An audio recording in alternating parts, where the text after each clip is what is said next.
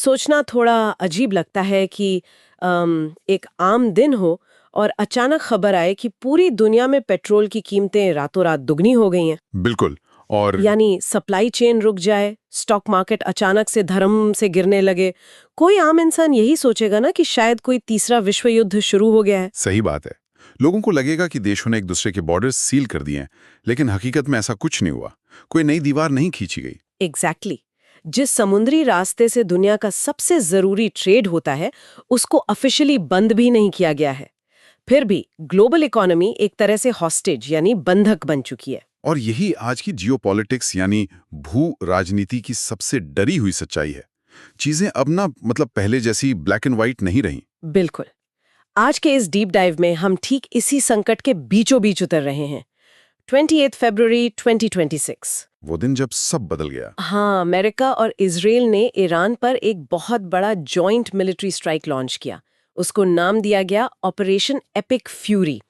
इस एक घटना ने सिर्फ मिडिल ईस्ट को ही नहीं हिलाया, बल्कि इसका असर ईस्टर्न यूरोप के युद्ध के मैदानों से लेकर यूनाइटेड नेशंस के गलियारों तक पहुंच चुका है। और आम लोगों की रोजमर्रा की जिंदगी तक भी। सही कहा।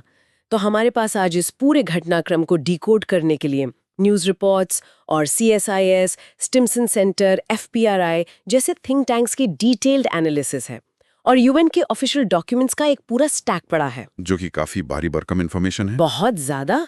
पर हमारा मिशन किसी का पक्ष लेना नहीं है, बल्कि इस इंफॉर्मेशन के पहाड़ से उस असली मैकेनिज्म को समझना है कि आखिर पर्दे के पीछे ये सब काम कैसे कर रहा है। क्योंकि अगर हम सिर्फ हेडलाइंस पढ़ेंगे तो हमें लगेगा कि ये सिर्फ एक और हवाई हमला है। राइट। लेकिन जब हम डेटा और उन रिपोर्ट्स को गहराई से देखते हैं तो समझ आता है कि ये स्ट्राइक मॉडर्न वॉरफेयर और डिप्लोमेसी की हर पुरानी किताब को गलत साबित कर रहा है। ओके, चलिए इसको अनपैक करते हैं। सीधे उस रात पर चलते हैं जब ये सब शुरू हुआ। Operation epic fury. भारी बमबारी हुई थी। बहुत भारी। और सबसे बड़ी खबर ये आई कि इस हमले में ईरान के सर्वोच्च नेता अली खामेनेई की मृत्यु हो गई है। इसके तुरंत बाद अमेरिकी राष्ट्रपति डोनाल्ड ट्रंप ने एक बयान जारी किया। हाँ, जिसमें उन्होंने सीधे तौर पर ईरान के लोगों से अपनी सरकार का तख्ता पलट करने यानी रेजिम चेंज का आह्वान किया। अब यहाँ मेरी एक उलझन है, मुझे ये बात कुछ हजम नहीं हो रही। क्या बात? देखिए, अमेरिका ने ईरान के आसमान पर पूर्ण वर्चस्व, जिसे हम एयर सुपीरियॉरिटी कहते हैं, वो हासिल कर लिया है। बिल्कुल। जो काम रशिया यूक्रेन में 4 साल में नहीं कर पाया, वो अमेरिका ने कुछ ही दिनों में कर दिया। ना चाहते हो। सही एग्जाम्पल है। और उम्मीद कर रहे हो कि अंदर बैठे लोग डर कर खुद ही घर के कागजात आपके नाम कर देंगे। मतलब क्या सिर्फ हवाई हमलों से कोई देश अपनी सत्ता छोड़ देता है? यहाँ जो सबसे हैरान करने वाली बात है वो ये कि ये एनालॉजी स्थिति को बिल्कुल सटीक तरीके से बयान करती है, और स्टिम्सन सेंटर का एनालिसिस भी ठीक इसी बिंदु पर चोट करता है। अच्छा, उनका क्या कहना है? इतिहास गवाह है कि एयर पावर या वायुसेना कभी भी अकेले दम पर रिजीम चेंज नहीं कर सकती। यानी आसमान से सरकार नहीं गिराई जा सकती। एग्जैक्टली। एयर पावर आपके दुश्मन के इंफ्रास्ट्रक्चर को तबाह कर सकती है, उनके कम्युनिकेशन टावर्स उड़ा सकती है, बड़े कमांडर्स को निशाना बना सकती है। लेकिन सत्ता पलटने के लिए जो घरेलू राजनीतिक ढांचा बदलना पड़ता है ना, वो सिर्फ बमबारी से नहीं हो सकता। लेकिन एक मिनट, लिबिया का उदाहरण भी तो है हमारे पास। 2011 में जब नाटो ने मुअम्मर गद्दाफी के खिलाफ हवाई हमले किए थे, तब तो गद्दाफी की सत्ता गिर गई थी ना? हाँ, पर वहां एक बहुत बड़ा मिसिंग लिंक था। कैसा मिसिंग लिंक? जो लीबिया में था पर ईरान में नहीं है। देखिए, नेटो के हवाई हमलों ने गद्दाफी की सेना को कमजोर जरूर किया, लेकिन सत्ता तब तक नहीं गिरी जब तक कि जमीन पर मौजूद विद्रोही ताकतों ने आगे बढ़कर राजधानी पर कब्जा नहीं किया। ओह, यानी जमीनी फौज या रेबल्स का होना जरूरी था। बिल्कुल।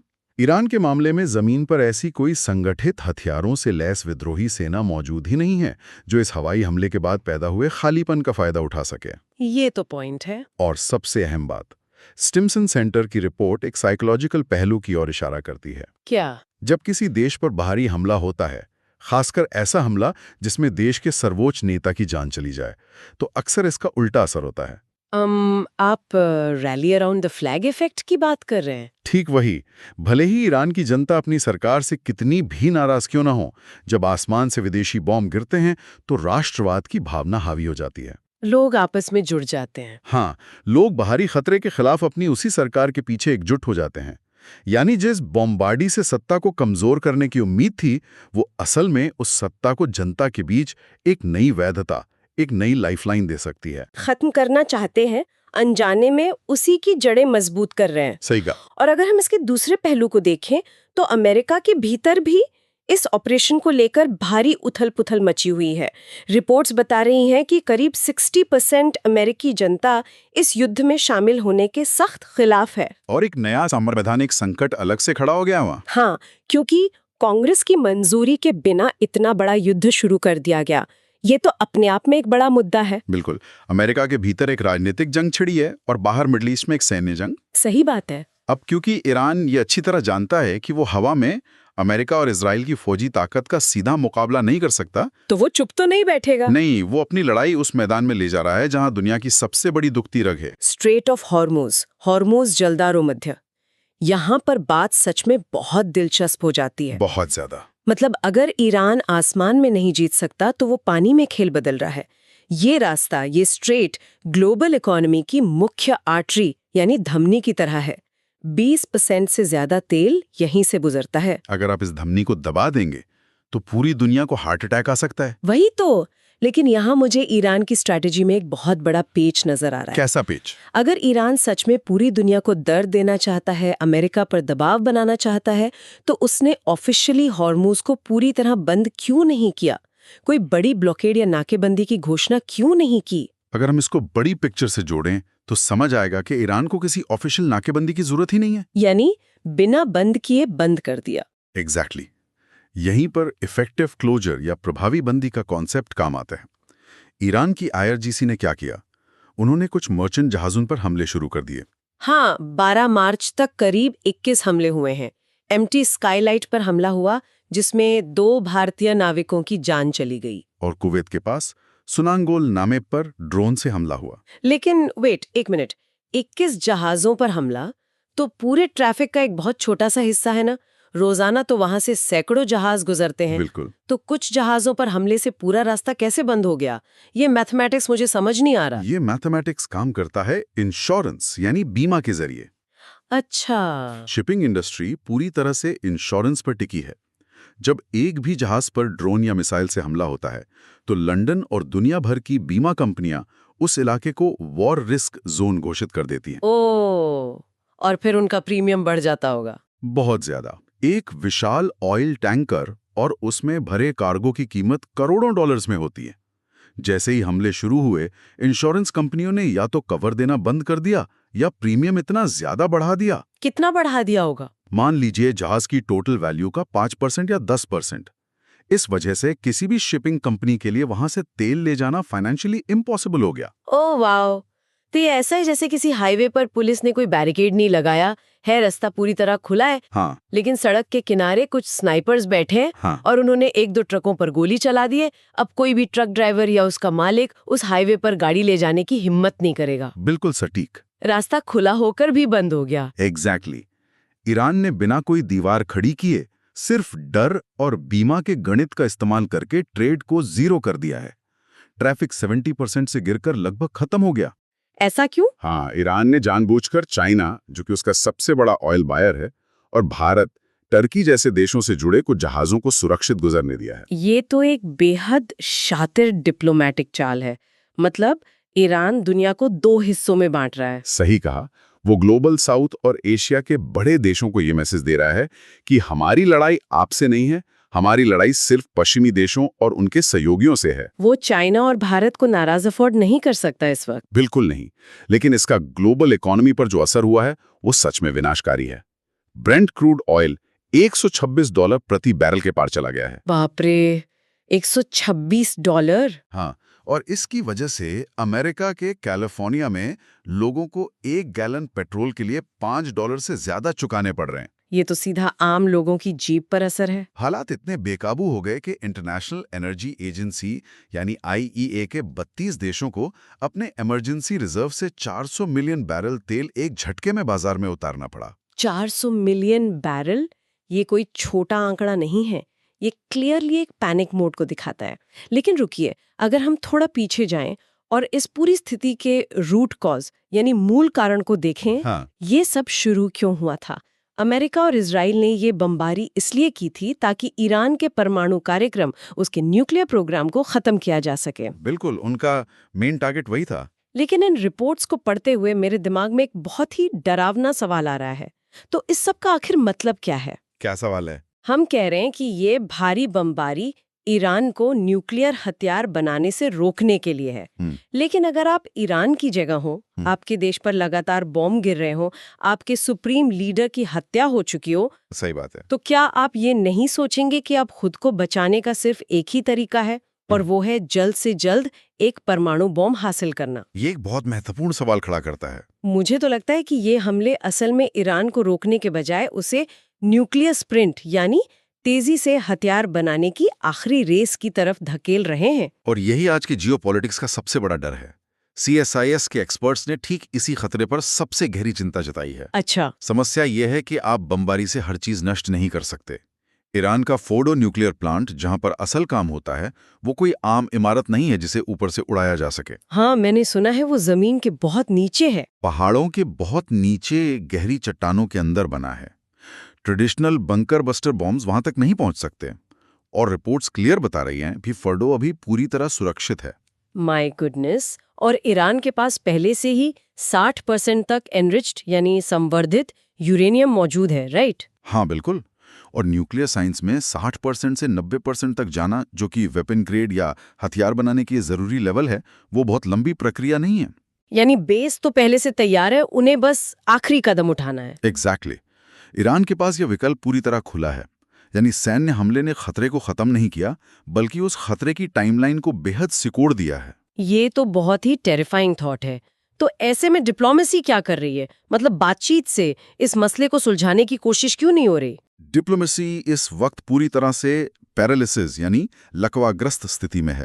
जिनेवा में ओमान की मध्यस्थता से पर्दे के पीछे बातचीत चल रही थी। हाँ, ओमान हमेशा बैक चैनल टॉक्स में रहता है। तो क्या हुआ उसका? वो पूरी तरह से फेल हो गई।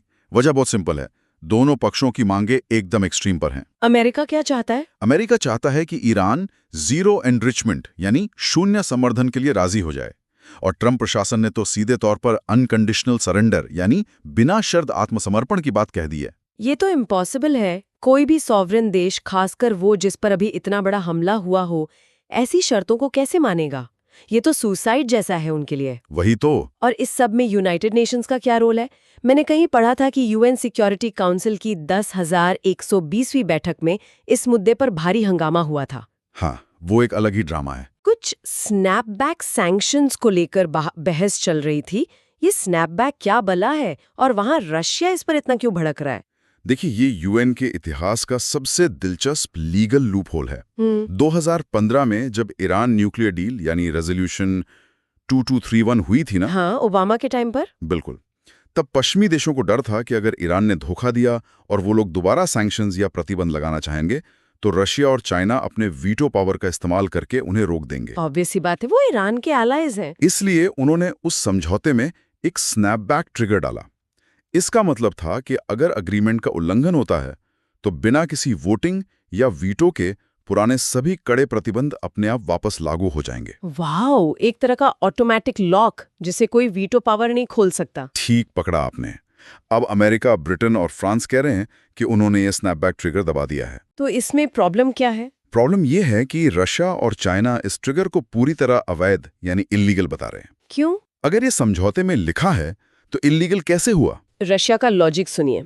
रशिया का तर्क ये है कि 2018 में अमेरिका खुद इस न्यूक्लियर डील से बाहर निकल गया था। हाँ, ट्रंप ने डील कैंसिल कर दी थी। तो रशिया कह रहा है कि जब आप खुद इस समझौते का हिस्सा ही नहीं है, तो आप इसके अंदर मौजूद किसी ट्रिगर को कैसे दबा सकते हैं? अरे, ये तो वही बात हुई ना कि जैसे आपने एक क्लब की मेंबरशिप छोड़ दी हो और अब आप वापस आकर उस क्लब के रूल्स बाकी लोगों पर लागू करने की मांग कर रहे हो। एग्जैक्टली, बहुत सही एग्जाम्पल दिया। रशिया ने सिक्योरिटी काउंसिल में सीधे तौर पर अमेरिका पर इंटरनेशनल लॉ तोड़ने का आरोप लगाया है। तो इसका मतलब ये हुआ कि यूनाइटेड नेशंस, जो कि दुनिया में शांति बनाए रखने की सबसे बड़ी संस्था है, वो खुद अंदर से दो फाड़ हो चुकी है। पूरी तरह से। और जब डिप्लोमेसी के ये सबसे बड़े दरवाजे बंद हो जाते हैं तो इस संकट की लहरें सिर्फ मिडिल ईस्ट तक सीमित नहीं रहती। बिल्कुल नहीं। इनका असर पूरी दुनिया पर होता है। अगर हम इसका ग्लोबल रिपल इफेक्ट देखें कि कैसे एक जगह की आग दूसरी जगह पहुंचती है, तो ये मामला सीधे यूक्रेन युद्ध और रशिया तक जा पहुंचता है। सही पॉइंट है। लेकिन देखने में तो दोनों अलग अलग वॉर्स हैं। ईरान में गिरते बॉम्बों का यूक्रेन की सिक्योरिटी से क्या लेना देना है? लेना देना बहुत सीधा और खतरनाक है। FPRI की रिपोर्ट इस चीज को बहुत बाखूबी समझाती है। देखिए, ईरान अपनी मिलिट्री स्ट्रेटजी में शाहेद ड्रोन्स का भारी इस्तेमाल करता है। हाँ, वो कमाकाजी ड्रोन्स। हाँ, और ये बहुत सस्ते होते हैं। जब ईरान ने खाड़ी देशों जैसे सऊदी अरब या यूएई के इर्द गिर्द इन ड्रोन्स से खतरा पैदा किया तो इन देशों में पैनिक फैल गया। उन्हें लगा होगा कि उनके ऑयल फील्ड्स पर हमला हो सकता है। बिल्कुल। अब इन सस्ते ड्रोन्स को गिराने के लिए गल्फ कंट्रीज को पेट्रियट मिसाइल इंटरसेप्टर्स की जरूरत पड़ रही है। और पेट्रियट मिसाइल तो अमेरिका की सबसे एडवांस्ड और महंगी एयर डिफेंस सिस्टम है ना? एग्जैक्टली। एक पेट्रियट मिसाइल की कीमत लाखों डॉलरों में होती है और इसे बनाने में महीनों लगते हैं। आप इन्हें किसी फैक्ट्री में रातों रात 3D प्रिंट नहीं कर सकते। इनकी सप्लाई बहुत ही लिमिटेड है। राइट। अब जब हाड़ी देशों ने अमेरिका से इन मिसाइल्स की डिमांड बढ़ा दी तो अमेरिका को अपनी लिमिटेड सप्लाई वहां भेजनी पड़ी। इसका सीधा असर यह हुआ कि यूक्रेन की सप्लाई लाइन कट गई। Oh no! यूक्रेन जो पहले से ही रोजाना रूसी मिसाइल्स और ड्रोन्स झेल रहा है, उसे तो इन पेट्रियट मिसाइल्स की सबसे ज्यादा जरूरत है। वही तो ट्रेजेडी है। ये तो अजीब विडंबना है। एक तरह से ये बटरफ्लाई इफेक्ट का सबसे डरावना रूप है। कैसे? तेहरान में बॉम्ब गिरते हैं और कीव के आसमान में रक्षा कवच कमजोर हो जाते हैं। ईरान के एक सस्ते ड्रोन ने बिना यूक्रेन की सीमा में घुसे यूक्रेन को डिफेंसलेस कर दिया। यही मॉडर्न जियोपॉलिटिक्स का इंटरकनेक्टेड जाल है। हर चीज एक दूसरे से जुड़ी है। लेकिन इस सब के बीच यूक्रेन के राष्ट्रपति ज़ेलेंस्की हाथ पर हाथ रखकर नहीं बैठे। उन्होंने क्या किया?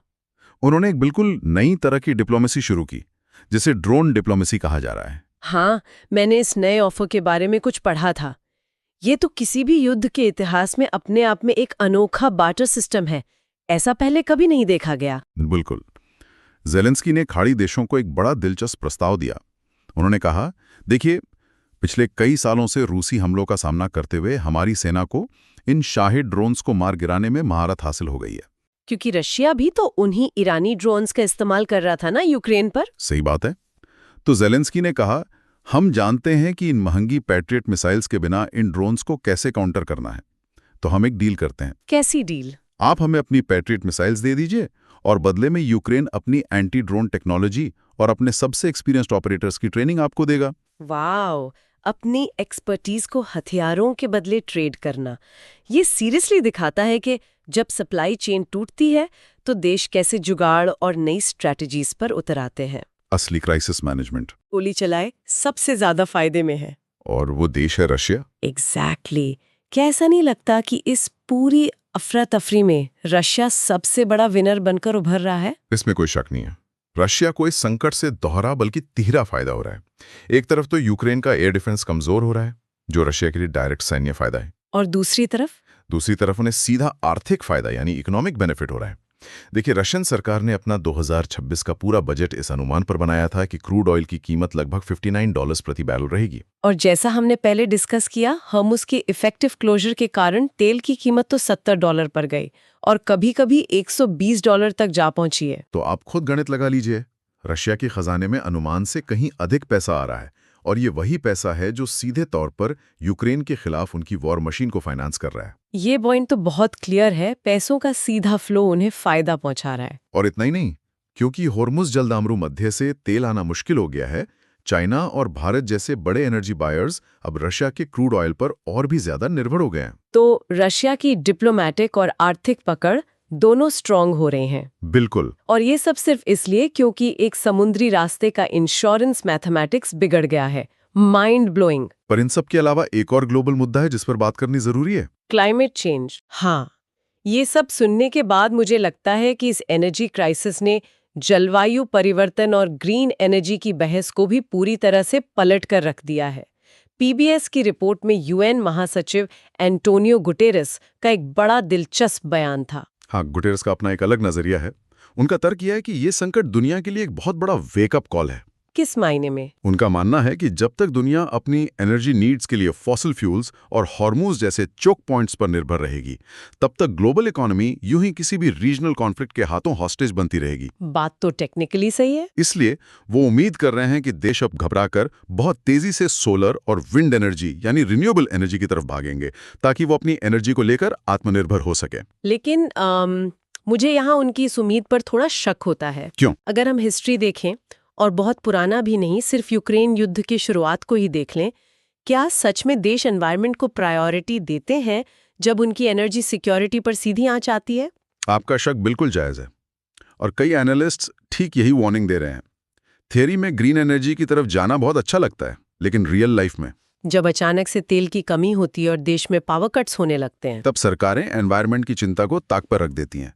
यूक्रेन वॉर के दौरान हमने क्लियरली देखा कि यूरोप के कई डेवलप्ड देशों ने खुद को बचाने के लिए तुरंत कोयले यानी कोल का ज्यादा इस्तेमाल शुरू कर दिया था। हाँ, उन्होंने अपने कोल प्लांट्स वापस चालू कर दिए थे। वही, अब तस्वीर देखिए, चीन और भारत जैसे देश जिनकी एनर्जी जरूरतें विशाल हैं, वो भी इस तेल की कमी की भरपाई के लिए वापस कोयले की हैवी माइनिंग और यूसेज की तरफ मुड़ सकते हैं। ये तो बहुत डेंजरस ट्रेंड हो जाएगा। बिल्कुल, यानी लॉन्ग टर्म में शायद हम ग्रीन एनर्जी की तरफ जाएं, लेकिन शॉर्ट टर्म में ये संकट क्लाइमेट चेंज के खिलाफ चल रही इस लड़ाई को कई साल पीछे धकेल सकता है। ये बहुत ही डिप्रेसिंग थॉट है। तो अगर हम इन सारी कड़ियों को जोड़ें, तो एक आम इंसान जो इस वक्त अपने घर का बजट बना रहा है या मार्केट में किराने का सामान खरीदने जा रहा है, उसके लिए इस पूरी कहानी का क्या मतलब है? आप इसे कैसे समराइज करेंगे? देखिए, इसका सीधा सा अर्थ ये है कि दुनिया की अर्थव्यवस्था और हमारी रोजमर्रा की सिक्योरिटी एक बेहद नाजुक, लगभग अदृश्य धागे से बंधी है। ईरान का ये संकट केवल न्यूज़ चैनल्स की एक सुर्खी नहीं है, ये प्रैक्टिकली तय कर रहा है कि गैस स्टेशन पर फ्यूल की कीमत क्या होगी, इन्फ्लेशन यानी महंगाई कितनी बढ़ेगी। हाँ, और क्या दुनिया की महाशक्तियां अपने ही बनाए हुए कूटनीतिक और कानूनी जाल में फंस चुकी हैं। ये सच में सोचने वाली बात है। बिल्कुल। और अब इस डीप डाइव को खत्म करने से पहले एक आखिरी विचार जो इस पूरे एनालिसिस के बाद मेरे दिमाग में लगातार घूम रहा है, जिसे हम सोर्स मटेरियल के बेस पर ही सोच सकते हैं। क्या विचार?